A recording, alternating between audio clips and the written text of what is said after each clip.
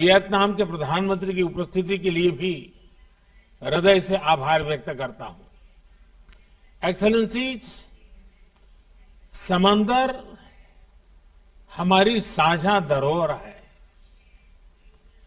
हमारे समुद्री रास्ते इंटरनेशनल ट्रेड की लाइफलाइन है और सबसे बड़ी बात यही है कि ये समंदर हमारे प्लेनेट के भविष्य के लिए बहुत महत्वपूर्ण है। लेकिन हमारी इस साझा समुद्री धरोहर को आज कई प्रकार की चुनौतियों का सामना करना पड़ रहा है। पायरेसी और आतंकवाद के लिए समुद्री रास्तों का दुरुपयोग हो रहा है। अनेक देशों के बीच मैरीटाइम डिस्प्यूट्स हैं और क्लाइमेट चेंज तथा प्राकृतिक आपदाएं भी मैरीटाइम डोमेन से जुड़े विषय हैं। इस व्यापक संदर्भ में अपनी साझा सामुद्रिक धरोहर के संरक्षण और उपयोग के लिए हमें आपसी समझ और सहयोग का एक फ्रेमवर्क बनाना चाहिए। ऐसा फ्रेमवर्क कोई भी देश अकेले नहीं बना सकता। ये एक साझा प्रयत्न से ही साकार हो सकता है। इसी सोच के साथ हम इस महत्वपूर्ण विषय को सुरक्षा परिषद के समक्ष लेकर आए हैं।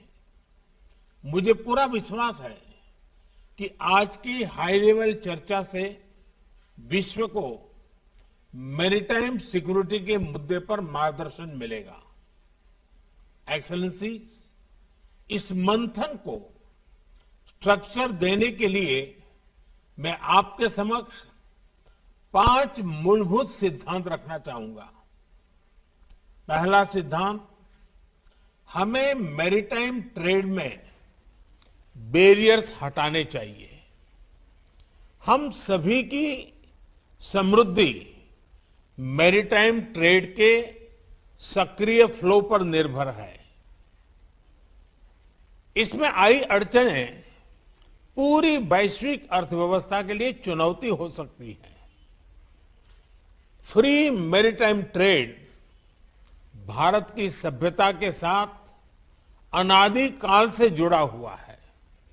हजारों वर्ष पहले सिंधु घाटी सभ्यता का लोथल बंदरगाह समुद्री व्यापार से जुड़ा हुआ था। प्राचीन समय के स्वतंत्र मैरीटाइम माहौल में ही भगवान बुद्ध का शांति संदेश विश्व में फैल पाया। आज के संदर्भ में भारत ने इसी खुले और इंक्लूसिव एथोस के आधार पर Sagar, security and growth for all in the region का विजन परिभाषित किया है। इस विजन के जरिए हम अपने क्षेत्र में मैरीटाइम सिक्योरिटी का एक इंक्लूसिव ढांचा बनाना चाहते हैं। ये विजन एक सेफ, सिक्योर और स्टेबल मैरीटाइम डोमेन का है। फ्री मैरीटाइम ट्रेड के लिए यह भी आवश्यक है कि हम एक दूसरे के नाविकों के अधिकारों का पूरा सम्मान करें।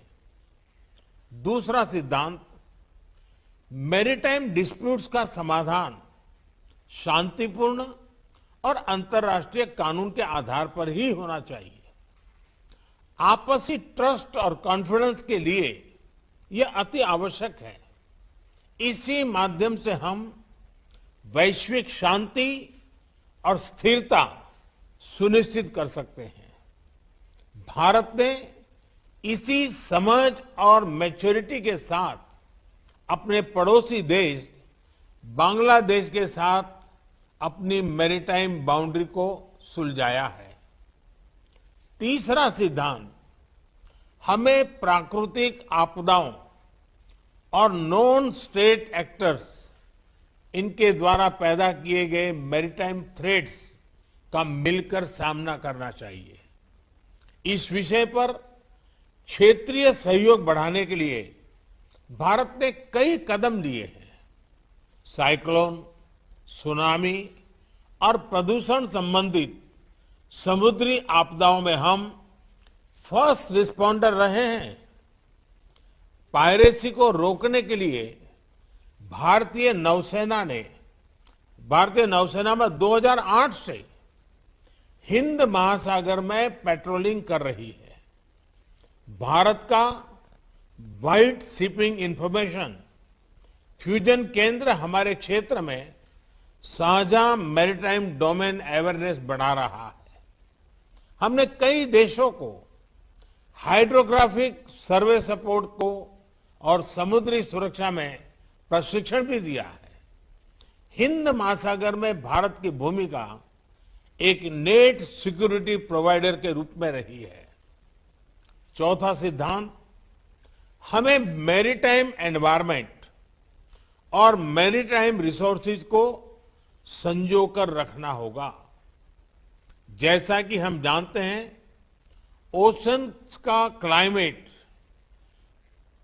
क्लाइमेट पर सीधा इंपैक्ट होता है और इसलिए हमें अपने मैरीटाइम एनवायरनमेंट को प्लास्टिक्स और ऑयल स्पिल्स जैसे प्रदूषण से मुक्त रखना होगा और ओवरफिशिंग और मैरीन पोचिंग के खिलाफ साझा कदम उठाने होंगे।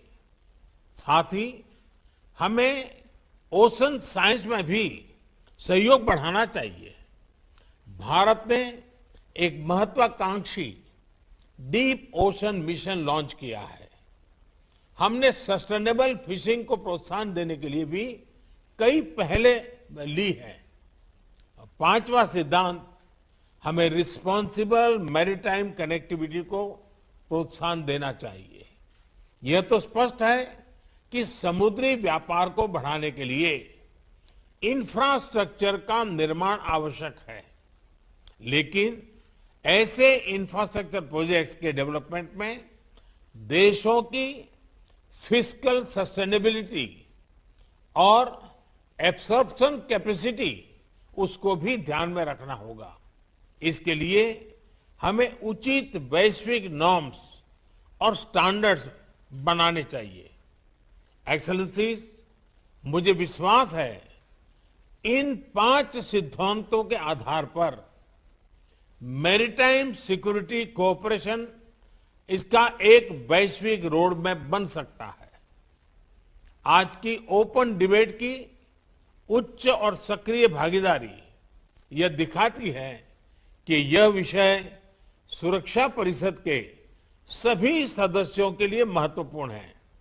इसके साथ मैं एक बार फिर आपकी उपस्थिति के लिए आपका आभार व्यक्त करता हूं। धन्यवाद।